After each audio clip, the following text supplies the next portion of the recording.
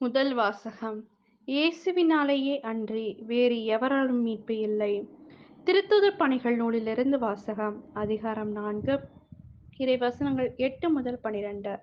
அந்நாட்களில் பேதுரு தூய ஆவியால் ஆட்கொள்ளப்பட்டு கூறியது: மக்கள் தலைவர்களே, மூப்பர்களே, உடல் நலமற்றிருந்த இவருக்கு நாங்கள் செய்த நற்செயல் எப்படி நிகழ்ந்தது என்பதைக் குறித்து நாங்கள் இன்று விசாரணை செய்யப்படுகிறோம். நாசரேத்து இயேசுவின் பெயரால் இவர் நலமடைந்து நம்முடன் நிற்கிறார்.